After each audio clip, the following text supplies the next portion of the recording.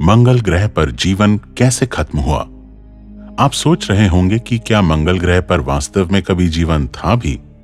आज हम जानते हैं कि पृथ्वी के बाद अगर कोई ग्रह जीवन के लिए सबसे पहली चॉइस कहा जाए तो वो मंगल है, जहां वैज्ञानिक आज जीवन को फिर से बसाने की योजना में लगे हैं। मंगल हमारी पृथ्वी से 130 मिलियन किलोमीटर की दूरी पर है और यह धरती की अपेक्षा काफी ज्यादा ठंडा है। यही वजह है कि मंगल लाइफ के हैबिटेबल जोन में नहीं आता और जहां हैबिटेबल जोन ना हो वहां पानी का लिक्विड स्टेट में होना संभव नहीं होता। यही कारण है कि आज मंगल पर हमें कोई प्री एग्जिस्टिंग लाइफ नहीं मिलती। लेकिन क्यूरियोसिटी मार्स रोवर ने ऐसे कई सबूत खोजे हैं जिनसे यह पता चलता है कि एक समय में मंगल पर नदियां बहा करती थीं।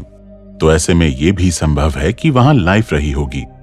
वैज्ञानिकों के अनुसार हमारी पृथ्वी पे भी लाइफ कैसे शुरू हुई, ये भी एक बहुत बड़ा रहस्य है। पैनस्पर्मिया हाइपोथेसिस के अनुसार हमारी पृथ्वी पर जीवन अंतरिक्ष से आया है और कुछ वैज्ञानिक ऐसा भी सोचते हैं कि यह भी हो सकता है कि पृथ्वी पर जीवन मंगल की वजह से ही आया हो। वैसे इस बात की सच्चाई का दावा हम नहीं कर सकते, लेकिन सवाल है कि अगर मंगल पर जीवन रहा होगा तो फिर वहां का जीवन कैसे खत्म हुआ होगा। तो चलिए जानते हैं कि आखिर क्या हुआ होगा जिस वजह से मंगल पर जीवन खत्म हो गया होगा। जब भी कोई ग्रह बनता है तो शुरुआत अवस्था में वो एक आग का गोला ही होता है। उसका तापमान काफी अधिक होता है।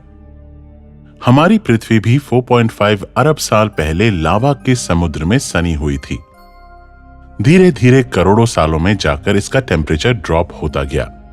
इसी तरह मंगल का तापमान भी उसके जन्म के समय काफी अधिक था और इस तापमान को कम होते होते करोड़ों साल लग गए होंगे,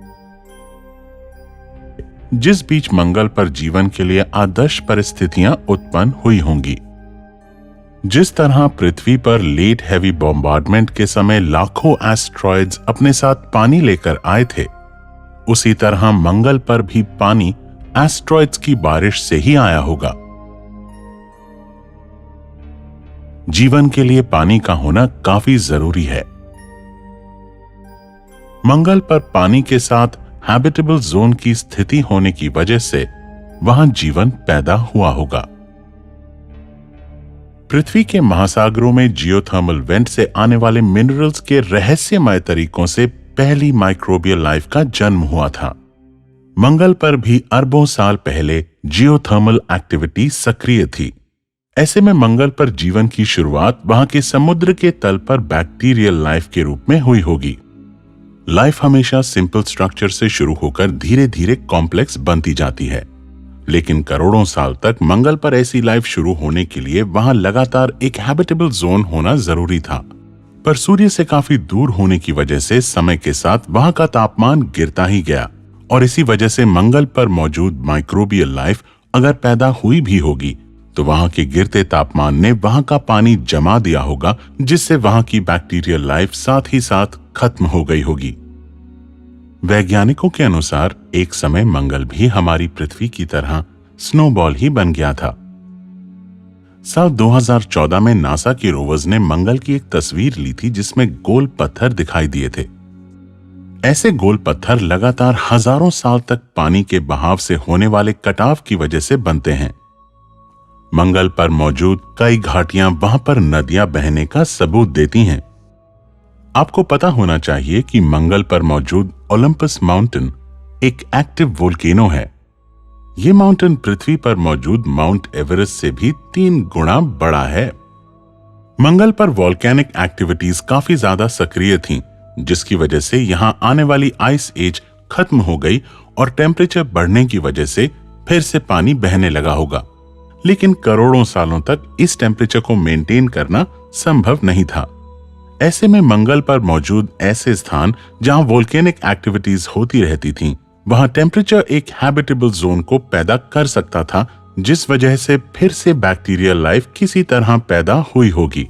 लेकिन उसी समय पृथ्वी पर आदर्श तापमान की स्थितियां पैदा हो गई थीं और पृथ्वी पर बैक्टीरियल लाइफ ने पैदा होकर ऑक्सीजन बनाना शुरू कर दिया था, जिसकी वजह से पृथ्वी पर करोड़ों साल में ऑक्सीजन पैदा हुई और जब ऑक्सीजन पर सूर्य की लाइट पड़ी तो ये ओजोन में बदलने लगी, जिससे पृथ्वी को एक ओजोन लेयर मिली।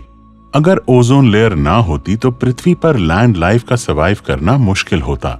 लेकिन वहीं मंगल पर टेम्परेचर काफी अधिक ड्रॉप हो गया था और ना ही मंगल पर ऑक्सीजन मौजूद थी जो मंगल को चारों ओर पृथ्वी की तरह ओजोन की एक प्रोटेक्टिव शील्ड बना सके, जिससे लैंड लाइफ पैदा हो सके।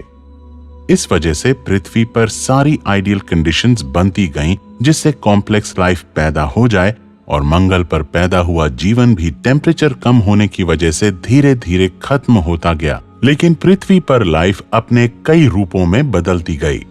करोड़ों साल में पृथ्वी पर डायनासोर जैसे जीवों ने जन्म लिया और 16 करोड़ साल तक यहाँ राज किया।